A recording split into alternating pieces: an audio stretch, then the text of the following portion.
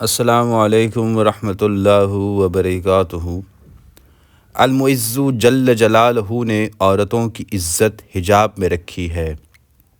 حجاب کا حکم اللہ رب العزت نے قرآن کریم میں نازل فرمایا اور حضور محمد صلی اللہ علیہ وسلم نے احادیث میں اس کی تفصیل بیان کی، اور ازواج مطہرات اور صحابیات رضی اللہ عنہن نے اس حکم پر عمل کر کے دکھایا۔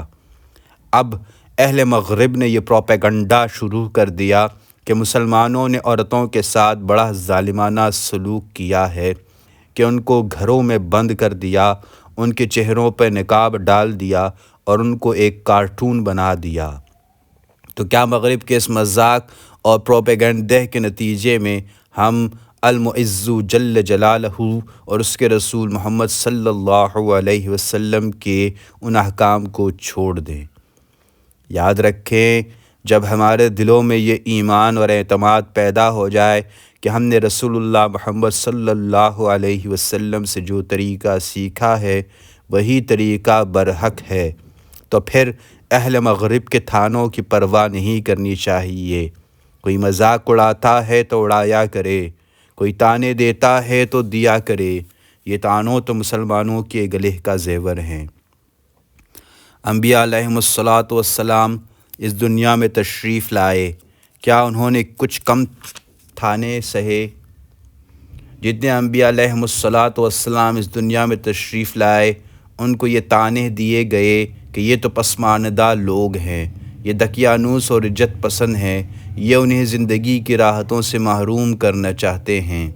یہ سارے طعنے انبیاء علیہم السلام کو دیے گئے، اور تم جب مومن ہو تو انبیاء علیہم السلام کے وارث ہو، اور جس طرح وراثت میں دوسری چیزیں ملتی ہیں یہ طعنے بھی ملیں گے۔ کیا اس وراثت سے گھبرا کر رسول اللہ محمد صلی اللہ علیہ وسلم کے طریقہ کار کو چھوڑ دو گے؟ اگر اللہ رب العزت اور اللہ رب العزت کے رسول محمد صلی اللہ علیہ وسلم پر ایمان ہے تو پھر طعنوں کو سننے کے لیے کمر کو مضبوط کر کے بیٹھنا ہوگا، کیونکہ عزت و ذلت تو المعز المذل جل جلالہ دینے والا ہے۔ بحوالہ اصلاحی خطبات 17-181۔ وہ جسے چاہے عزت دے، جسے چاہے ذلت دے۔ عزت و ذلت اللہ رب العزت ہی کی طرف سے ہے، اسباب تو محض بہانہ ہیں۔ وہ جسے چاہے عزت دے، جسے چاہے ذلت دے۔ مجرم کا مقام پستی ہے۔ آدم و حوا اور شیطان نے جرم کیا تو انہیں بلند مقام سے گرا کر ایک پست و تاریک مقام کی طرف دھکیل دیا گیا، کیونکہ مجرم کے لیے پستی ہی زیبا ہے۔ پھر سیدنا آدم صلی اللہ علیہ وسلم نے اپنے جرم کا اقرار کیا، معافی چاہی اور اسی بارگاہ کی طرف رجوع کیا تو اسے خلافت عرضی کا تاج پہنایا گیا، اور شیطان ذلیل و خوار ہی رہا۔ سیدنا آدم صلی اللہ علیہ وسلم کو عزت عطا کی اور اس کی اولاد کو مختلف عزتوں سے نوازا، اور بعض پیغمبروں کو بعض سے بلند مرتبہ دیا، پھر ان میں سے ایک کو سب سے بڑا اللہ اکبر۔ اسی طرح کائنات میں بعض کو بعض سے اشرف بنایا، انسان کو اشرف المخلوقات بنایا، اور پتھر کو سب سے زیادہ ذلیل ٹھہرایا کہ اپنی جگہ پر پڑا رہتا ہے، نہ حرکت کر سکتا ہے، نہ کھا پی سکتا ہے۔ جو چاہے اس کے سر پر ہتھوڑے برسائے وہ کچھ نہیں کر سکتا، اسے ذلت کے ساتھ سب کچھ برداشت کرنا پڑتا ہے۔ تو اسے بھی اسی روح بنایا ہے، مگر اس کی روح ایسی ہے کہ بیشتر مخلوق قائل ہی نہیں کہ اس میں بھی روح ہے۔ اس کی روح اتنی کمزور ہے کہ اس کے کسی کام نہیں آ سکتی۔ اس المعز نے نباتات کو جمادات پر فضیلت دی کہ وہ ہل جل سکتے ہیں، کھا پی سکتے ہیں، اور بہت سے نباتات حشرات الارض اور جانوروں کا شکار بھی کر سکتے ہیں، اور اپنے آپ سے کسی حد تک مدافعت بھی کر سکتے ہیں، آپس میں مداوت و محبت بھی کر سکتے ہیں۔ اس المعز نے حیوانات کو نباتات پر فضیلت دی کہ انہیں توڑ موڑ کر کھا پی سکتے ہیں، چلتے پھرتے بولتے سوتے کھاتے پیتے اور کسی حد تک کائنات کو سمجھ بھی سکتے ہیں، اپنے دشمن کو گزند بھی پہنچا سکتے ہیں اور دوستوں کو منفعت بھی۔ وہ کائنات میں انسان کے شریک محنت، اس کے دوست اور اس کے قرب میں رہنے والے ہیں، خلیفہ الہی کے دست راست ہیں اور اس کی محبت کے شریک۔ پھر عزت و ذلت کے اعتبار سے ان حیوانات کے بھی مدارج ہیں کہ بعض کو خلیفہ الہی اپنا قرب عطا کرتا ہے اور بعض سے نفرت کرتا ہے۔ المعز نے انسان کو سب سے زیادہ معزز بنایا، ان میں عزت کے اعتبار سے بے شمار مدارج ہیں۔ مجرم ذلیل ترین انسان ہے اور متقی عزیز ترین۔ پھر کسی کو عزت دنیوی سے نوازا ہے اور کسی کو عزت آخروی سے، کوئی سینکڑوں کا محکوم ہے اور کسی پر بس ایک دو افسر برتری رکھتے ہیں۔ اس نے بادشاہوں کو عزت دنیوی بخشی اور متقیوں کو عزت آخروی، وزیروں کو دوسروں سے سرفراز بنایا اور ان کے ماتحت افسروں کو ماتحتوں سے بلند رتبہ دیا۔ اللہ رب العزت نے بادشاہ کو عزت دی اور رعایا کو ذلت۔ یہ تو لوگ کہتے ہیں۔ کسی بادشاہ نے اپنے شہزادے کو دشمن سے جنگ کرنے کے لیے بھیجا۔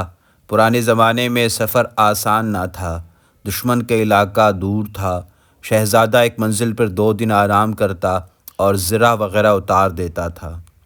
سپہ سالار لشکر نے بادشاہ کو شہزادے کے اس رویے کے بارے میں شکایت لکھ بھیجی کہ شہزادہ بہت آرام طلب ہے، تو بادشاہ نے بطور نصیحت شہزادے کو خط لکھا کہ بیٹا، اللہ نے عزت و ذلت کو پیدا کیا اور راحت و کلفت کو بھی پیدا کیا، پھر عزت بادشاہوں کو دی، پھر عزت کو کلفت کا قرین ٹھہرایا اور ذلت کو راحت کا۔ اگر بادشاہ آرام و آسائش کو پسند کرتا ہے تو اسے مملکت کی عزت سے ہاتھ دھو لینا چاہیے۔ راحت رعایا کا حق ہے اور کلفت بادشاہوں کا۔ عزت و راحت کبھی جمع نہیں ہو سکتے۔ اس حقیقت کے بیان کرنے کا مقصد یہ ہے کہ عزت کلفت میں ہے اور راحت میں ذلت ہے۔ جو قوم عیش و آرام کو ترجیح دیتی ہے ذلیل ہوتی ہے، اور جو فرد جس قدر کلفت اٹھاتا ہے عزت پاتا ہے۔ تاریخ عالم اٹھا کر دیکھ لو، جب بھی کوئی قوم تعیش میں مبتلا ہوئی ذلیل و محکوم ہوئی، اور جو قوم جد و جہد میں لگی رہی عزیز و سربلند ہوئی۔ اگر عزت چاہتے ہو تو آرام نہ کرو اور خود اپنی عزت کرو۔ انسان جس قدر خود اپنی عزت کرتا ہے اسی قدر دوسرے اس کی عزت کرتے ہیں، اور جو شخص خود اپنی عزت نہیں کرتا دوسرے بھی اس کی عزت نہیں کرتے۔ عزت نفس بہت بڑی چیز ہے۔ مجرم اپنی عزت نفس کو خاک میں ملا دیتا ہے تو ذلیل ہوتا ہے، سزا پاتا ہے، قید و بند کی مصیبتوں میں مبتلا ہوتا ہے، کوڑے کھاتا ہے، سولی چڑھ جاتا ہے، تان تشنی دشنام سنتا ہے۔ چور اپنی نفس کو بالائے طاق رکھ کر مال کی عزت کرتا ہے تو ذلیل ہوتا ہے۔ المذلون نے مجرم کا مقام ذلت و پستی ٹھہرایا ہے۔ فرشتوں نے کوئی جرم نہیں کیا تھا تو وہ بارگاہ اقدس میں رہتے ہیں اور انسان سے بلند ہیں، مگر جو انسان خود اپنی عزت کرتا ہے وہ فرشتوں سے بھی بلند تر ہو جاتا ہے، اور ایسا نہیں کرتا وہ شیطان سے بھی بدتر ہو جاتا ہے۔ ہر گناہ انسان کو ذلیل کرتا ہے اور نیکی بلند کرتی ہے۔ سینکڑوں اولیاء اللہ، صوفیہ، علماء اور فلاسفہ ایسے گزرے ہیں کہ بادشاہ وقت تخت سے اتر کر نیچے بیٹھا اور انہیں اپنے تخت پر بٹھایا، کیونکہ یہ لوگ اپنی عزت آپ کرتے تھے، یعنی کسی صغیرہ و کبیرہ میں اپنے نفس کو مبتلا نہ ہونے دیتے تھے۔ ہارون الرشید نے ایک عالم کی دعوت کی، کھانے سے فارغ ہو کر وہ عالم ہاتھ دھونے کے لیے اٹھے تو ہارون نے ان کے ہاتھوں پر پانی ڈالا۔ وہ عالم نابینا تھے، سمجھے کہ کوئی خادم ہاتھ دھلا رہا ہوگا۔ ہارون سے دریافت کیا، کیا آپ کو معلوم ہے کہ آپ کے ہاتھ کون دھلا رہا ہے؟ فرمایا کہ نہیں۔ کہا، امیر المومنین آپ کے ہاتھ دھلا رہے ہیں۔ انہوں نے کہا کہ امیر المومنین، آپ ایسا علم کی تعظیم کے لیے کر رہے ہیں۔ سلطان ہند شاہ جہاں اور شہزادہ دارا شقا حضرت میاں میر رحمۃ اللہ علیہ کی خدمت میں حاضر ہوا کرتے تھے اور ان کے چھوٹے سے حجرے میں چٹائی پر بیٹھے رہتے تھے۔ ایسا کیوں تھا؟ اس لیے کہ انہوں نے اپنی عزت آپ کی تھی، یعنی ہر چھوٹے بڑے جرم سے اپنے آپ کو محفوظ رکھا تھا۔ معلوم ہوا جرم سے عزت نفس کو بٹا لگ جاتا ہے، اور جس قدر انسان جرائم سے دور ہوتا ہے مخلوق اس کی عزت کرتی ہے۔ صاحب کتاب جس زمانے میں الازہر میں تعلیم پاتے تھے، مصطفیٰ المراغی رحمۃ اللہ علیہ شیخ الازہر تھے۔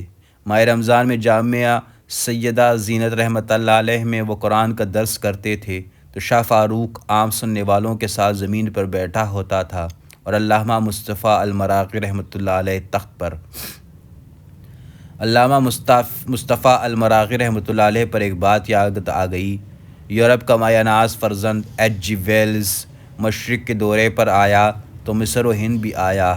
واپسی پر اس نے جو مضمون لکھا اس میں لکھتا ہے کہ وہ مشرق سے مایوس لوٹتا اگر مولانا ابوالکلام آزاد رحمۃ اللہ علیہ اور علامہ مصطفیٰ المراغی سے نہ ملتا۔ صاحب کتاب کے عہد میں مصطفیٰ المراغی بہت ضعیف ہو چکے تھے، لہٰذا اس قدر آہستہ بولتے تھے کہ بس پہلی صف تک ہی ان کی آواز جا سکتی تھی۔ اس لیے جب وہ بولتے تو نہ کوئی کھانستا، نہ ذرا سی بھی کسی چیز کا کھڑکا ہوتا، بس سب ایسے ہو جاتے گویا کہ ان کے سروں پر پرندے بیٹھے ہیں۔ مصطفیٰ المراغی پہلے شیخ الازہر تھے جو حنفی تھے، ورنہ ہمیشہ صرف شافعی ہی شیخ الازہر ہوا کرتا تھا۔ وہ شیخ الازہر بننے سے پہلے مصر کے قاضی القضاء تھے۔ انہوں نے کسی مقدمہ میں ایک بدو کے خلاف فیصلہ دیا تو اس نے عدالت کے کمرے میں ہی اسی وقت ان پر تیزاب پھینک کر مارا، مگر وہ ان کی گردن پر گرا۔ اس کا نشان ان کی گردن پر صاف دکھائی دیتا تھا۔ بادشاہ وقت حضرت شیخ عبدالقادر جیلانی رحمۃ اللہ علیہ سے ڈرتا تھا، کیونکہ انہوں نے اپنی عزت نفس کو کبھی آنچ نہیں آنے دی تھی۔ ایک دفعہ سپاہی چھکڑوں میں بادشاہ کے لیے شراب کے مٹکے لیے جا رہے تھے۔ اللہ کی شان شیخ کی نظر پڑ گئی، سارے مٹکے اسی وقت توڑوا دیے اور فرمایا کہ بادشاہ سے کہنا توبہ کرے۔ حضرت دادا گنج بخش، حضرت شیخ معین الدین اجمیری، حضرت علاء الدین صابر کلیری، حضرت فرید الدین شکر گنج، حضرت شیخ قطب الدین بختیار کاکی وغیرہ کی خدمت میں بڑے بڑے راجے مہاراجے آتے تھے، تو کیوں؟ صرف اس لیے کہ انہوں نے اپنی عزت کو میلا نہ ہونے دیا تھا۔ اللہ رب العزت کے فرمان کا ترجمہ ہے کہ اللہ رب العزت کے نزدیک تم میں سب سے مکرم و معظم وہ ہے جو سب سے زیادہ متقی ہو۔ صرف اللہ رب العزت ہی کے نزدیک نہیں بلکہ ساری مخلوق کے نزدیک، کیونکہ جس کی اللہ رب العزت عزت کرے مخلوق لا محالہ عزت کرے گی، حتیٰ کہ حیوانات اور درندوں تک نے ان کی عزت کی ہے۔ ایسے بھی سینکڑوں واقعات ہوئے ہیں۔ ایک سفر میں ایک مجاہد صحابی رضی اللہ عنہ قافلے سے بچھڑ کر جنگل میں جا نکلے۔ سامنے سے شیر آ گیا۔ انہوں نے کہا کہ اے شیر، وہ حضور پاک صلی اللہ علیہ وسلم کا ساتھی ہے، اسے اس کے قافلے تک پہنچا دے، تو اس نے ان کی راہبری کی۔ سعدی شیرازی رحمۃ اللہ علیہ بوستان میں لکھتے ہیں، یقیتی دم در عرصہ رود بار، کہ پیش آمدم بر پلنگے سوار۔ کیا آپ نے رود بار کے میدان میں ایک شخص کو سامنے آتے دیکھا کہ چیتے پر سوار ہاتھ میں سانپ کو کوڑا بنائے ہوئے چلا آ رہا ہے؟ آپ نے تعجب سے اس سے دریافت کیا یہ کیا ہے؟ کہنے لگا کہ تو گردن ز حکم خدا ہم نہ پیچ، کہ گردن نہ پیچت ز حکم تو ہیچ، یعنی تو خدا کے حکم سے گردن نہ پھیر کہ تیرے حکم سے کوئی گردن نہ پھیر سکے۔ معلوم ہوا جس متقی کی خدا عزت کرتا ہے مخلوق بھی اس کی عزت کرتی ہے۔ حیوان تو حیوان، جمادات بھی ایسے انسان کی عزت کرتے ہیں اور اس کا حکم مانتے ہیں۔ انبیاء علیہ السلام کے سینکڑوں معجزات اس پر شاہد ہیں۔ حضور اکرم محمد صلی اللہ علیہ وسلم کو جمادات سلام کرتے تھے۔ سنگریزے آپ صلی اللہ علیہ وسلم کی کف مبارک میں کلمہ پڑھتے تھے۔ معلوم ہوا کہ جمادات میں بھی روح ہے مگر بہت دھیمی، کہ کسی کے بیدار کرنے ہی سے کچھ بیدار ہو سکتی ہے۔ عزت کی بہت سی اقسام ہے، مال کی بنا پر، جاہ کی وجہ سے، عیال کی وجہ سے، شہرت کی وجہ سے اور علم کی وجہ سے۔ ساری عزتیں شاذ و نادر ہی کسی کے حصے میں آتی ہیں۔ جنہیں اللہ نے عزت علم سے سرفراز فرمایا ہے انہیں مال نہیں دیا، جنہیں مالی عزت دی ہے انہیں علم نہیں دیا۔ بہت سے مالدار اولاد کو ترستے ہیں اور بہت سے مشاہیر جاہ و جمال میں سے محروم رہے۔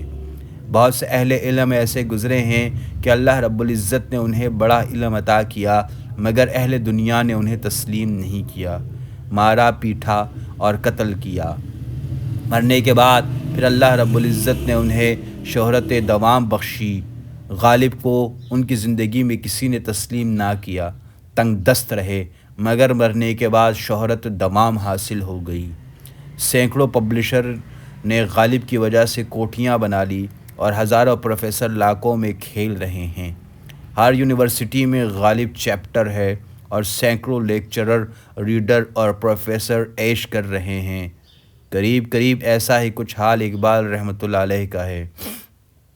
جس طرح المعزوں نے طرح طرح کی عزتیں پیدا کی ہیں، اسی طرح المذلوں نے طرح طرح کی ذلتیں بھی پیدا کر دی ہیں، اور جس طرح عزت کے بے شمار درجات ہیں، ذلت کے بھی ہیں۔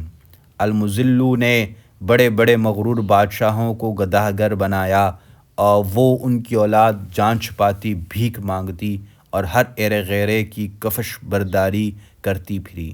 شہزادیاں باورچن بنی اور بادشاہوں نے لباس فقیری پہن لیا۔ دنیا کی ہر شے میں مد و جزر ہے، عزت و ذلت میں بھی مد و جزر ہے۔ کبھی ایک شخص انتہائی عزت دار ہوتا ہے اور کبھی وہی نہایت ذلت کے ساتھ سولی پر لٹکا دیا جاتا ہے۔ ریٹائرڈ ہو کر بڑے بڑے متکبر افسر سڑکوں پر جوتیاں چٹکھاتے پھرتے ہیں۔ اسی طرح کبھی کوئی قوم دنیا میں بڑی عزیز ہوتی ہے، پھر کچھ دنوں کے بعد بہت ذلیل ہو جاتی ہے۔ کبھی ایک خاندان ترقی کرتے کرتے بام عروج پر پہنچ جاتا ہے اور کبھی وہی خاندان ذلیل ہو جاتا ہے۔ سدا عزت تو المعز کی رہے گی۔ اللہ رب العزت ہم سب کو عزت دے اور ذلت سے بچا، آمین یا رب العالمین۔ استغفر اللہ ربی من کل ذنب اذنبته عمدا او خطأ سرا او علانیۃ واتوب الیہ۔